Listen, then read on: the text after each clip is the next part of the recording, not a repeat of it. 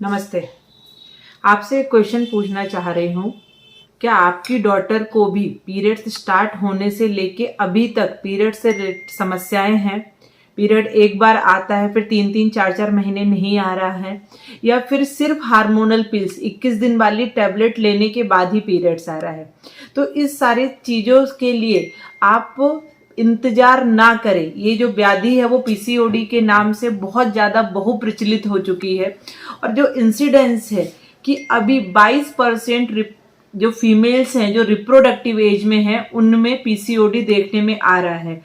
21 दिन की गोलियां लेना ये सल्यूशन नहीं है पीसीओडी को ठीक करने का। वो हार्मोनल पिल्स हैं, वो सिर्फ आपका 21 दिनों में पीरियड्स तो लाएंगी, लेकिन वो आपकी फर्टिलिटी को रोक रही हैं। आगे चल के ऐसी लड़कियां मां बनने की स्थिति में नहीं रहती है, क्योंकि वो कॉन्ट्रासेप्टिव पिल्स है।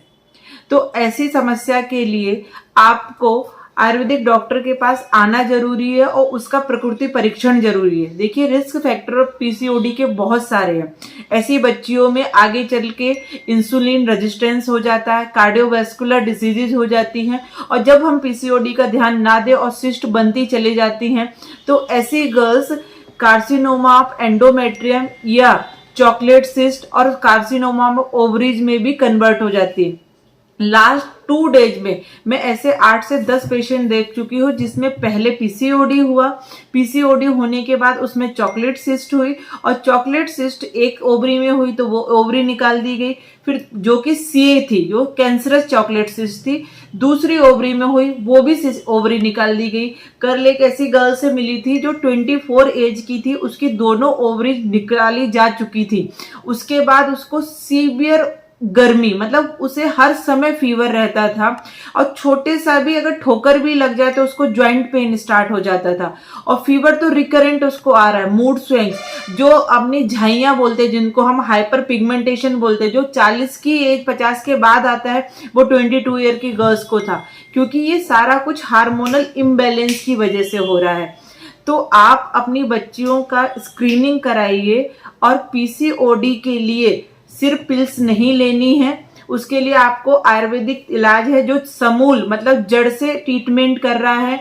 आयुर्वेद में उस समय पीसीओडी के नाम से वर्णन नहीं था, लेकिन नष्ट आर्तवो, कष्ट आर्तवो, अनार्तवो, जातहारणी, इन नामों से आयुर्वेद में पीसीओडी का वर्णन किया गया है, और जब हम उसकी जड़ पे काम करते हैं तब पीसीओडी करेक्ट होता है।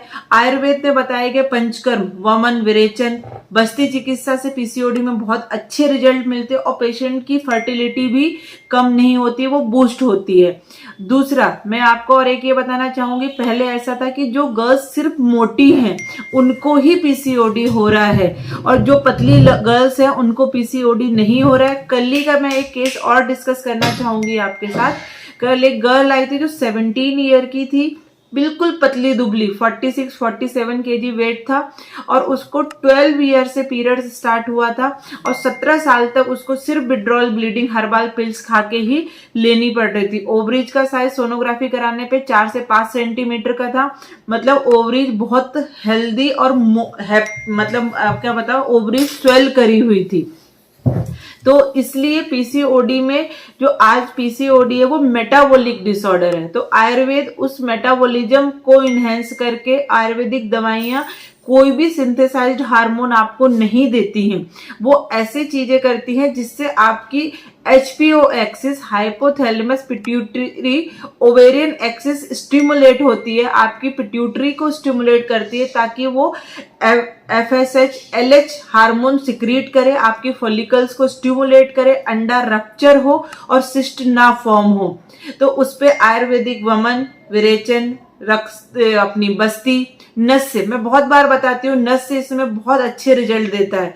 उसके साथ साथ इसमें आपको आयुर्वेदिक जो आहार परियोजना है वो बहुत अच्छा काम करती है, क्योंकि आयुर्वेद आपको कॉज, जो उसका हेतु है, उनसे दूर ले जा रहा है और आपको नॉर्मल प्रकृति पे लाने की कोशिश करते हैं। तो उसमें योगा के बहुत अच्छे रिजल्ट हैं, उसमें आहार परियोजना बहुत अच्छे से काम करती है। तो इस तरह की कोई भी समस्या, अगर आपकी छोटी बच्ची जो 12 ईयर 13 ईयर की है, तो उसकी लापरवाही ना करें कि अपने आप पीरियड्स रेगुलर हो जाएंगे, ये सबको होता है, ऐसा नहीं है।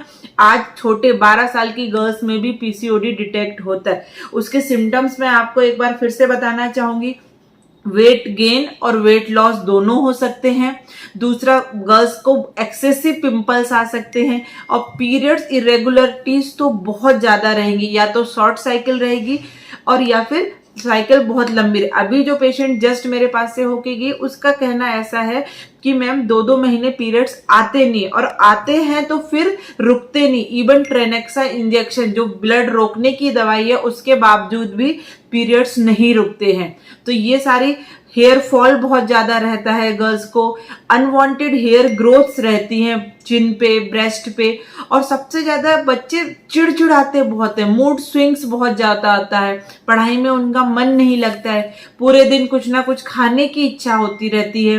तो ये सारे सिम्टम्स अगर आप आपके बच्चियों में नोटिस कर रहे हैं, इनमें से कोई भी एक सिम्टम आप नोटिस कर रहे हैं, तो आप तुरंत डॉक्टर के पास जाए। दूसरी चीज, हर बार पीसीओडी सिर्फ यूएसजी में डिटेक्ट होगी ऐसा नहीं है। सिर्फ 70% केसेज ही यूएसजी में डिटेक्ट हो पाते हैं। तो सिम्टम, यूएसजी मतलब सोनोग्राफी, जो पेट की हम सोनोग्राफी करते हैं उसमें, तो सिम्टम्स के आधार पर भी आपको पीसीओडी डिटेक्ट करना है और अर्ली अप्रोच करनी है। बहुत ज्यादा मतलब चॉकलेट सिस्ट तक, एंडोमेट्रियोसिस तक या कैंसरस स्टेज होने तक आपको इंतजार नहीं करना है। और आयुर्वेदिक में पीसीओडी का जड़ से इलाज है।